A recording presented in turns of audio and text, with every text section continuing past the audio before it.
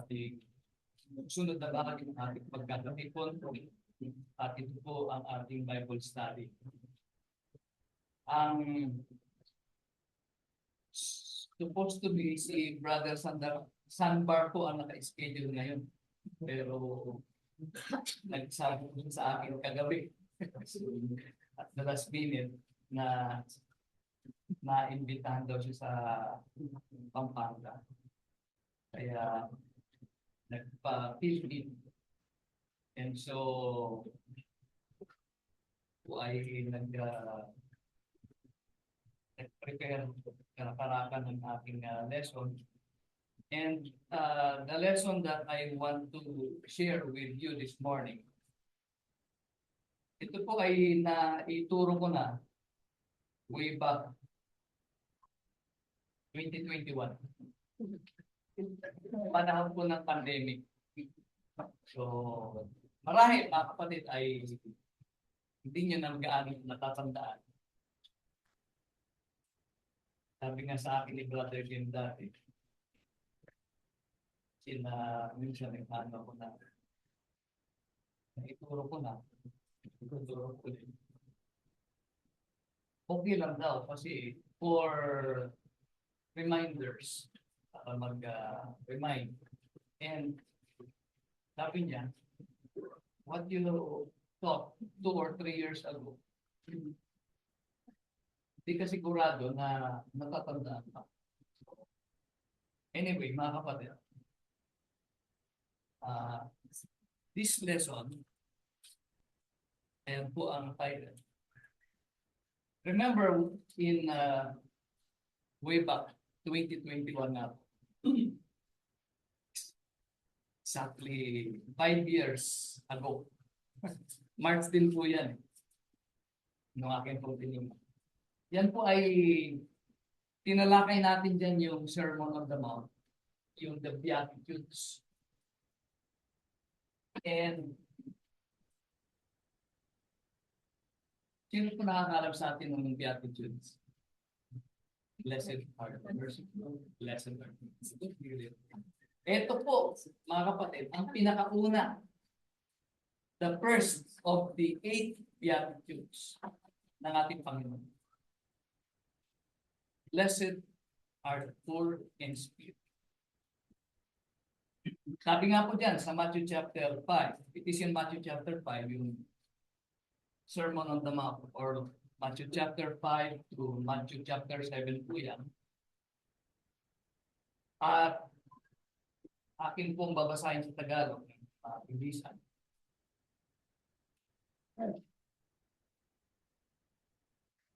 At pagkakita ng mga karamihan, ay umahon siya sa bundok at pagkaupo niya ay nagsilapit sa kanya ang kanyang mga alagad. At binuka niya ang kanyang bibig at tinuruan sila na sinasabi, mapapalad ang mga mapagpakumbabang loob sapagkat kanila ang kaharian ng langit.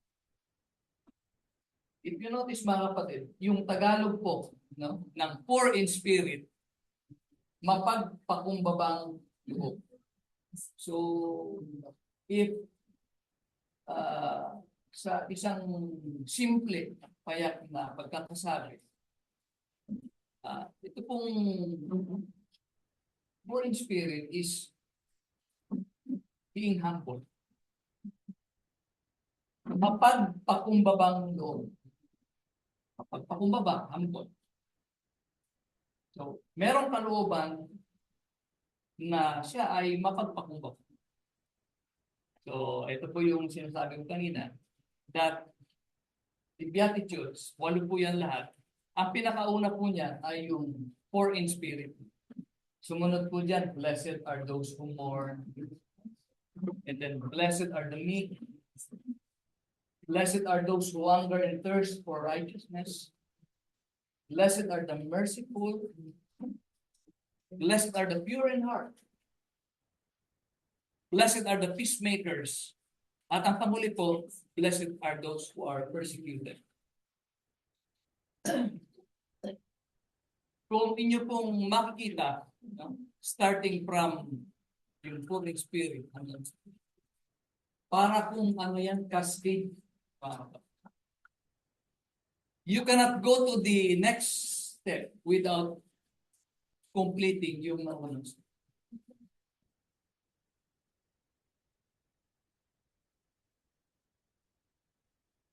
Ito po ang kauna-unahan, yung being poor in spirit, mapagpakumbabang loob. Bago ka, there's a reason po bakit ang Panginoon ay inarrange po niya yung Beatitudes in this way. Because you cannot mourn for your sins if you do not have this kind of mindset or attitude. And if you notice, ito dapat ang pinakamalakas. Kasi kung sa bahay pa, if you consider this as blocks, kapag mahina po ito, it will crumble. It will collapse. Pag ito po ang nag-collapse, collapse po lahat yan. So, napakahalaga. And that is the reason why this is the first requirement na sinabi ng Panginoon, mapapalad ang mapagpakumbabang. Napakahalaga ng katangian yan. Being poor in spirit. So, doon po tayo. Ano po ang ibig sabihin ng poor in spirit? What does it mean to be poor in spirit? Yun pong pagiging poor, alam po natin yan kasi yan po yung classification natin. Hindi man, marami tayong nakikita na observe ng mga tao. Mahihirap. Dukha. But to be poor in spirit, ano po ang ibig sabihin? Now, some of the definitions that was given by biblical scholars or professors, ito po, to be poor in spirit, anila, is to recognize and understand our spiritual poverty before. Yung ating pagiging dukha sa aspetong spiritual.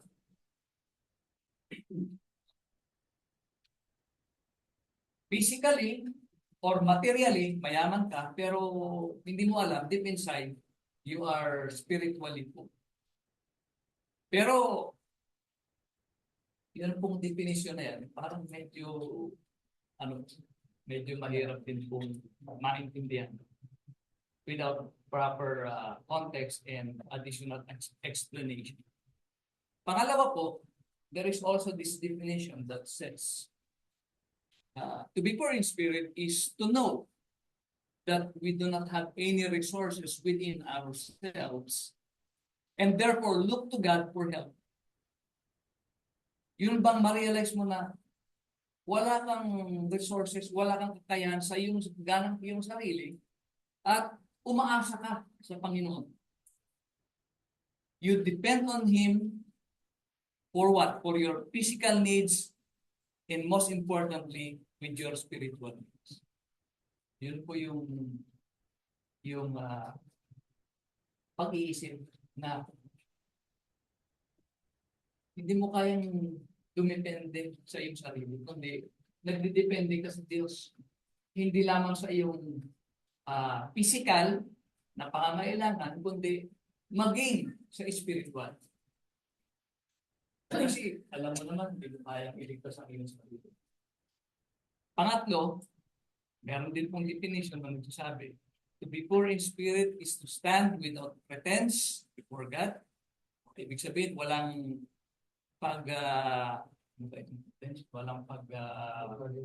pagpupunwari. Thank you, Brother Nelson. Sa harap ng Diyos, stripped of all self-sufficiency, self-security, and self-righteousness. Yun bang ang kaisipan mo nakatayo ka sa harap ng Diyos na ikaw ay hubot-hubad at wala kang maipagmamalaking bagay, anumang bagay na nasa sa iyo. Maging ang iyong katarungan o yung righteousness. And we will see later on this na sabi nga ng ni Prophet Isaiah, ang inyong katwiran, your righteousness are like filthy rags, maruming trapo sa harap ng Diyos. Kaya hindi natin po pwedeng ipagmayabang yun sa Panginoon. So yan po yung mga ano. But in a very simplistic na pagpapahayag mga kapatid, ito pong poor in spirit is a mindset. Mindset, kaisipan, na ano? Na ikaw ay, you are nothing. You are nothing. Wala ka. Sabi nga nung mga sumulat sa ano eh, sabi nga nung ni Propeta Isaias, ako ay parang isang ukod sa iyong harapan, Panginoon. Kung, kung inyong mga isipin mga kapatid, sometimes, maisipin ko rin, napakalawak ng kalawakan ng universe. And ang tao, ang earth, ay isa lamang tuldok sa vast universe. Sabi nga ng mga scientists, ang universe daw ay expanding. Nag-i-expand pa. And pero ninyo, sa isang napakalawak na universe, napakaliit ng mundo. And yet, God chose to intervene and ibigay niya ang kanyang bugtong na anak para sa kaligtasan ng bawat isa. But if you compare, mga kapatid, we are nothing. Wala tayong kahit na ano, na ipagmamalaki sa Panginoon. It is a mindset that you cannot do anything to save yourself. Ang tao ba kayang iligtas ang kanyang sarili? Hindi.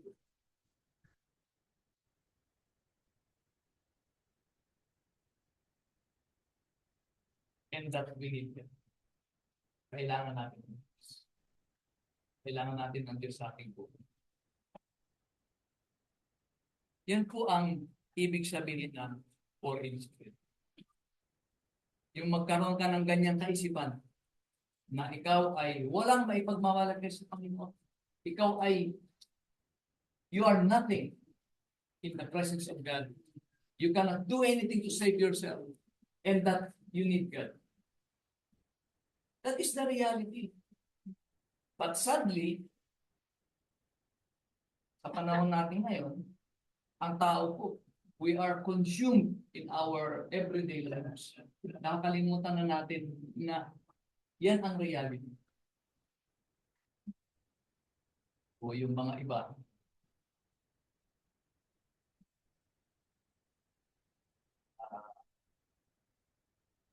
marami na silang kayaman. Hindi pa nakontento. O ano-ano pang gustong ginagawa para madagdagan yung kanilang mga kayaman.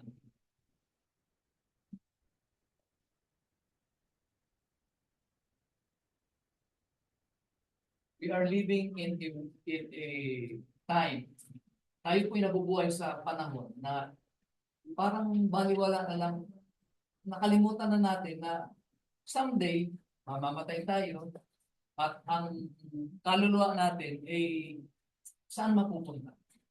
Yun po ang minsan ay nakakalimutan natin.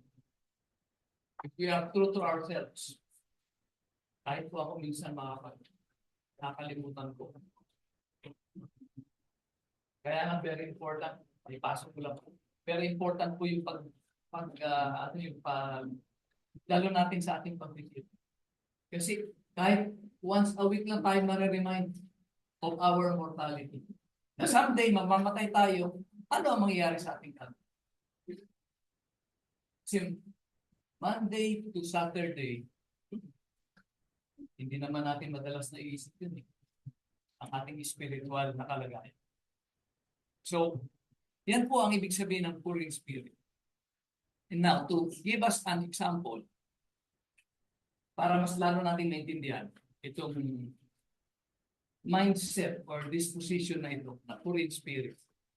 Let us look at 3 examples. Una po, yung prodigal son. Basta sabihin nyo, ay yung prodigal son naman, mayabang eh. Opo, sa umpisa, mga kapatid, mayabang siya. Kasi sinabi niya sa kanyang ama, Ama, ibigay mo sa akin yung aking mana. Buhay pa yung kanyang ama, hinihingi na yung kanyang inheritance. Ang karakter nitong alibughang anak ay mapagmataas. Father, give me the share of property that falls to me. Buhay pa yung kanyang ama, kinukuha na niya yung kanyang mana. And we all know the story. Naubos yung kanyang, umalis siya sa poder ng kanyang ama, nagpakalayo, inasta yung kanyang mana, at nung naubos, siya ngayon ay naghirap. And that's when he realized that he needed his father. So, ayan po yung just picture to help us picture yung kanyang kalagayan. Ang ending po niya, nagpakain siya ng mga, pumasok siya ng trabaho. Ang binigyan na trabaho, yung tagapakain ng baboy. Even yung pinapakain sa mga baboy, gusto niya kainin para lang maibsan yung kanyang gutom.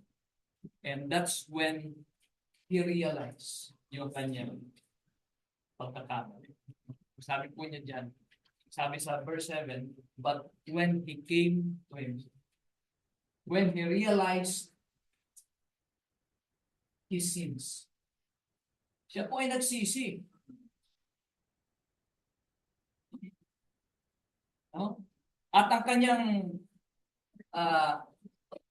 inisip, babalik siya sa kanyang ama. At hihingi siya ng tawad. At kanyang sasabihin, Ama, Father, I have sinned against heaven and against you. I am no longer worthy to be called your son. Treat me as one of your hired servants. Yan po ang ano mga kapatid. Yung pagsisisi. Dito po natin makikita yung kababaang loob ng tao. Nung na-realize niya na he is nothing and he needs the help, the love, the compassion, the acceptance of his father. Anong ginawa niya? Siya po ay bumalik. Bumalik po siya, nagbalik loob. At tinanggap siya ng kanya. So, yung alibughang anak, nagkaroon ng poor in spirit disposition. Na-realize niya na hindi niya kaya tulungan ang kanyang sarili. Pangalawa, you all know this also. The tax collector. In Luke chapter 18, meron dalawang tao na nananalangin sa templo. Ito po ang contrast ng dalawang klase ng tao. Ang isa is the Pharisee who is self-righteous, at pangalawa, yung isang makasalanan or tax collector.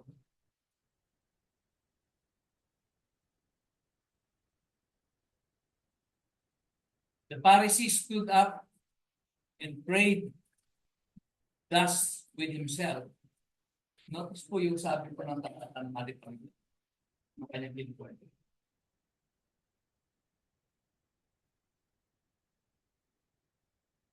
Tingnan ko po sa Tagalog na Luke chapter 8. Tingnan po itong pagkakasabi.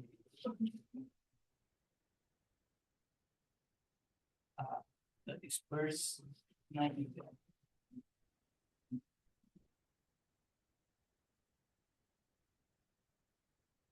Ang paresyo, sabi doon sa verse 11, ay nakatayo at nanalangin sa kanyang sarili ng ganito.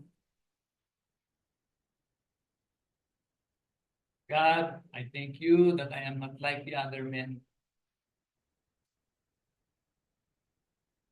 Diyos, pinasasalamatan kita na hindi ako kagaya ng ibang mga tao na na mga manlulupig, mga liko, mga mapangalunya, o hindi man lamang gaya ng maniningil ng buwis na ito. Pero yung mga kapatid, nananalangin na sa Panginoon, dapat ang focus niya nasa Diyos. Nakita pa niya yung kanyang kapwa. So, ina-uplift niya yung kanyang sarili, binubuhat niya yung kanyang sarili upuan. Panginoon, buti na lamang. Hindi ako makasalanan sa bayan mo.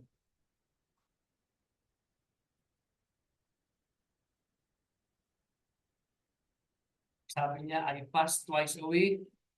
Totoo naman mga kapatid, mabuti naman yung kanyang ginagawa. No? Makalawa akong nag-aayuno sa isang linggo. When we studied the lesson on the fasting, remember no last Sunday.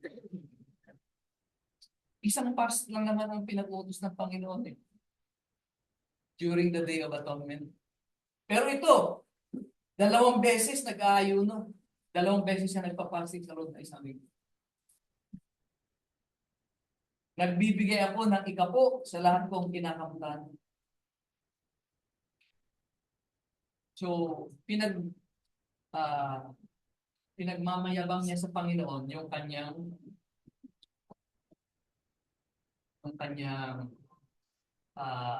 mga gawain. Ang tanong mga kapatid, mali ba yung kanyang ginagawa? Hindi po. Mabuti yung kanyang ginagawa. But, ang masama doon is yung kanyang kalooban ay hindi siya nagpakababang loob sa harap ng Panginoon. Para pag ipinagyayabang niya sa Panginoon, Panginoon, ako'y mabuting tao. Whereas, yun pong tax collector, sabi po sa verse 13, datakwat ang maniningil ng buwis na nakatayo sa malayo ay ayaw na itingin man lamang ang kanyang mga mata sa langit, kundi dinadagukan ang kanyang dibdib na sinasabi, Diyos, ikaw ay mahabag sa akin na isang makasalan.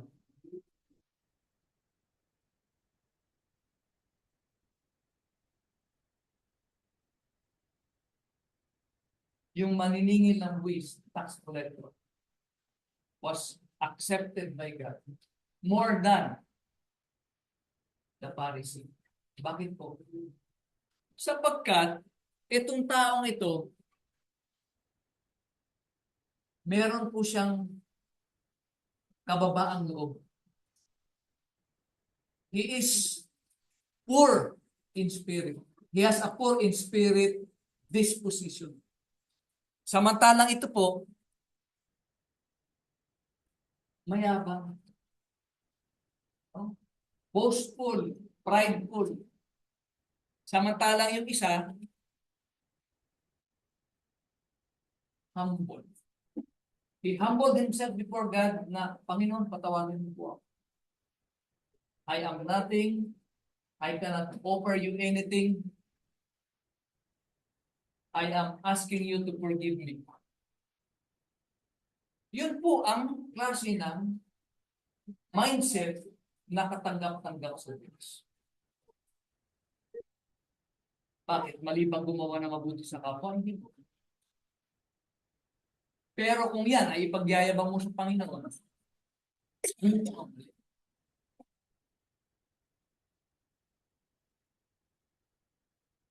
Kung yan po ay ginagawa mong sangkalan o ginagawa mong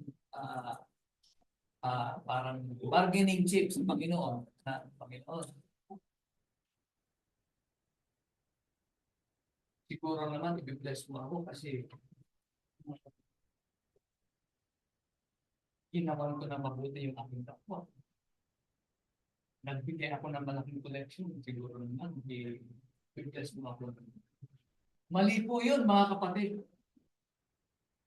Yan po ay pagmamalaki, pagmamalabis laban sa Diyos. Ang gusto po ng Panginoon, yung humble, ang iyong disposisyon kapag ka ikaw ay humaharap.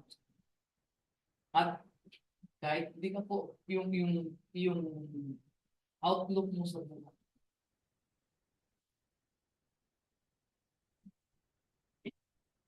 Notice what the tax collector said to God. God, be merciful to me, a sinner. Every time we talk to God, we pray to God, yan po dapat ang ating disposisyon. Panginoon, tanggapin mo po ako na isang makasalanan. Ako po'y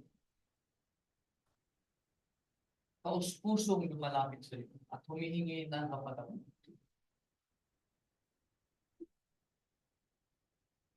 Na nakita po natin dito sa yung tinanggap ng Panginoon, bakit siya ay nagpakababang loob.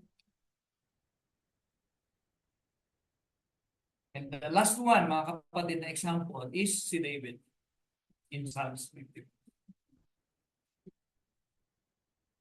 Ito po, pinost po itong Sister Tessie.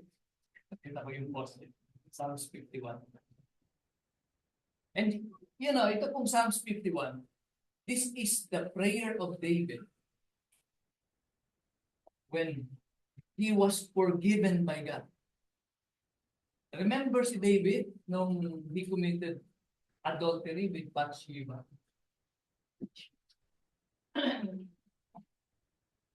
And he realized na nagkasala siya laban sa Panginoon. Nagkasala siya laban kay Uriah. Nagkasala siya laban kay Bathsheba. But more than that, nagkasala siya laban sa Panginoon. And he realized. And he wrote these Psalms. Psalms 51. Sabi po niya dyan, sa opening po, no? Ito po, nung kinonfront siya, when David was confronted by the prophet Nathan, and he realized ni David na nagkasala siya laban sa Panginoon. Kaya sinulat po niya itong Psalms chapter 51. Ang sabi po niya dyan,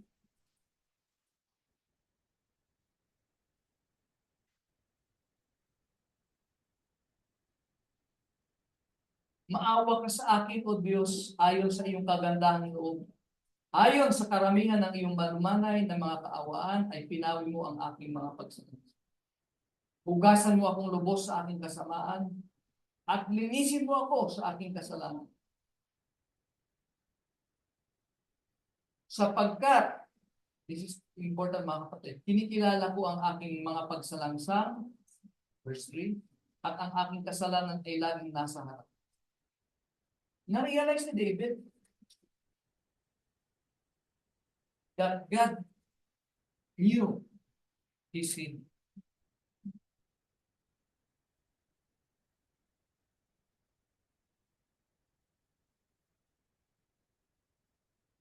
So nagbihamon himself before God. He repented of his sins and he was forgiven. Kaya nasabi niya po dyan sa verse 17 that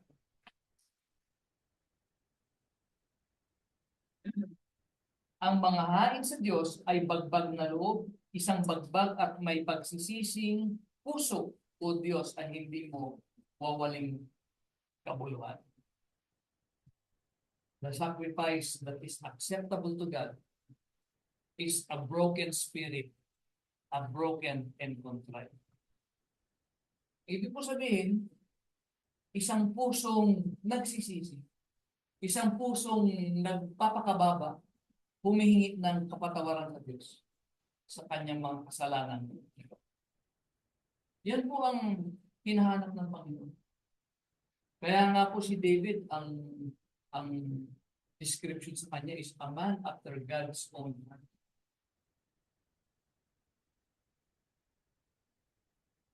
Because when he realized what a grave sin he committed against God, siya po ay nagsisi.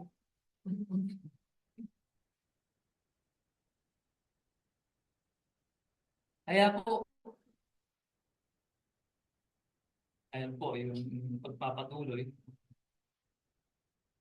sa also in Isaiah chapter 66 verse 1 to 2. Yan daw po ang tinitingnan ng Panginoon. One who is poor and of a contrite spirit. Sahin ko po sa Tagalog.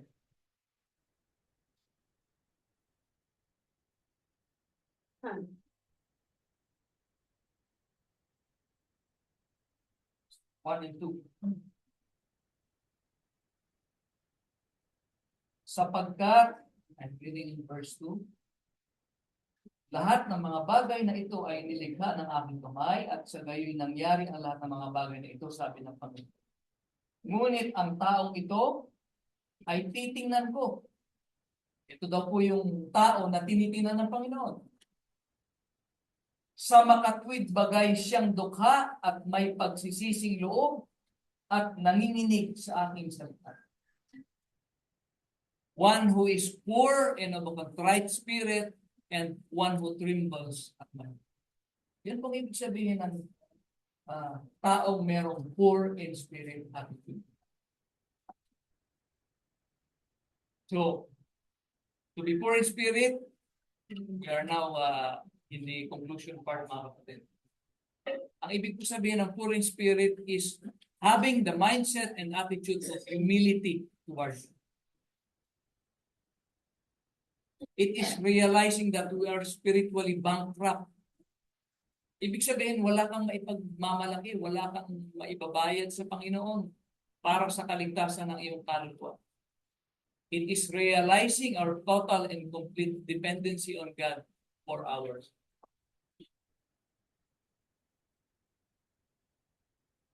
And so, a person who is poor in spirit humbles himself before God and seeks to His feet. Alam ko po, tayo na nandito, we have the disposition na we want to come here today to worship God in a way na acceptable sa Kanya. Iniwan natin yung ating mga tahanan, kung ano man yung ating mga pamilya, whatever it is, to come here to offer ourselves to worship God because we realize wala naman tayo may pagmamalaki sa Panginoon. Yung ating mga tinatangkilik na yun, wala yan. Mawawala din yan, baka parang din ang dating ng araw. Ang matitira lang yung ating kaluluwa.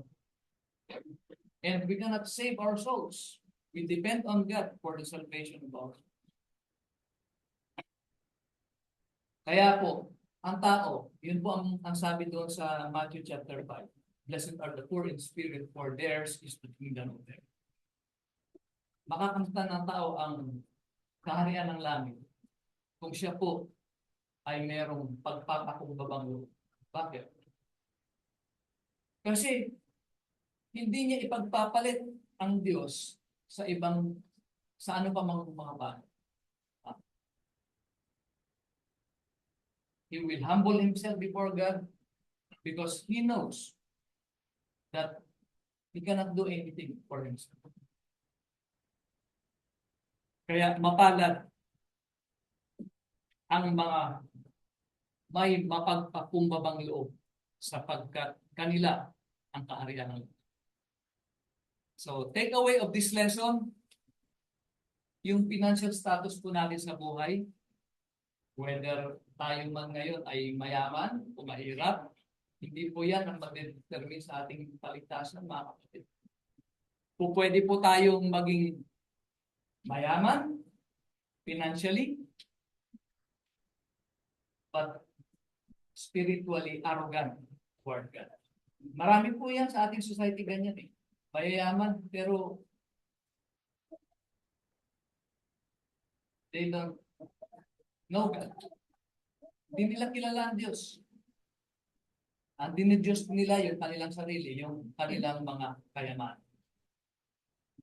Meron naman po isang klaseng tao, mahirap, at bukod doon sa mahirap na siya na materially, arrogante pa sa Panginoon.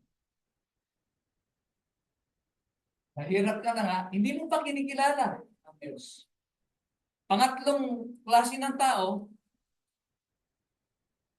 mahirap, pero mapagpakumbabang loob sa Panginoon. Yan po ang karamihan sa atin. Meron din po, may kakayahan sa buhay. Mayaman. And yet, mapagpakumbabang loob sa Panginoon. Meron po sa ating mga kapatiran na ganyan din. So saan po tayo dyan? Doon po tayo sa last two. Whatever our standing in life, whether we are financially poor or financially rich, dapat magpatuloy po tayo ng ating pagiging mababang loob, mapagpakumbabang loob sa Panginoon. So being poor in spirit should be our lifelong mindset and attitude towards God, so that we will not forfeit our. May mga kapatid po tayo na baka nakakalimot. Pagtulungan po nating paalalahanan, himukin na manumbalik sa Panginoon. Paalalahanan po natin na magbalik loob sa Panginoon at magkaroon ulit ng ganitong kaisipan, ng kababaang loob, pagpapakumbabang loob sa harap ng Panginoon. Sapagkat at the end of the day, mga kapatid, wala naman talaga tayong ipagmamana. We are just a dust. We are just a worm. And we depend on God for everything, including the salvation of our souls. We need God. Maraming salamat po sa inyong pagkikinig. Pasensya na po sa mahaba. Meron po kayong tanong. Salamat po.